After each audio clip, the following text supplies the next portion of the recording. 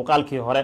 waxaan naga qaatay movie reaction oo sitaare Samiin Baar iyo Kubeere isla gorfeenay xala aan daawad idinkana aad daawateen asxaabta dhiman ee daawan doonaan ku kala baxnay hadda waxaan dareysanaynaa wararka ugu dambeeyay update-ka ee bal odagii Fijay aan ka tagin xala 6 saac habeenimo xilli kala gadoonka Hindi uu soo dhigay teaser yar oo macaan oo filimkiisa Jana Nayagan xilli ee sanad guriisa konton kuwaad in ay jeclaay Fijay filimkiisa 9 Janaayo 2026 xala daawana Jana Nayagan teaserka uu soo bandhigana caadi ma qamar jinimada ka muuqata askari xarakeenayo wala waxbuu Fijay soo wada seefta midida caadi ma odaga dhiiga u daadinay talabatay Fijay ana teaserka sir waa iga gadnaa Fijay oo xaraka lagu gaarin had Vinod asagana xaraka aabis aan rood oo muusigada garaacayo shirkadda KNV lacag u qoortay big movie is on the way like waqtiga nagu dhareen ma 6 bil ma dhow inta ku taala Janaayo hadii la nool insha Allah 9 Janaayo 2026 soo baxa feestada Bongal ama Sankaranti laakiin taageeraasha Fijay waxay ku sii baashana at least waa la sii Fijay taageeraashiisana waa ku ugu dabcan xamaasada badan dhalashiis dil joogo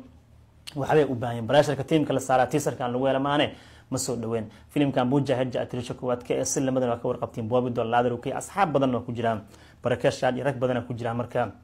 waxa la filimkii Vaganta ka seeriya sheek ahaan laga soo minguuriyo oo MBK uu sameystay leela ee kula jirtay ajran baalaadar oo ka ahay aragti guud way aqbaleen teamka in Vaganta ka seeri sheekadu waxay dhammaan soo qaadanay waxaan ku dari karnaa ku darnay laakiin 100% scene to scene ma ahayn xogaa remake oo la mudufikeeyay waa adiseen noqoto waa arki doonaa iyo sidii sheekada kaga qaataan laakiin hadda soo nagu soo galay Fijay askarinimadiisa caadi ma ahayn teaserkaas soo dhawaada markuu aragtay idinkana aragtidiina ka dhiibta iswarsi mala Fijay oo teaserkeena 5 star leh ana waa shanta waa iga soo horeysa salaanta shanta gacmood waa si Fijay 5 star intaas ka gudbaa markaa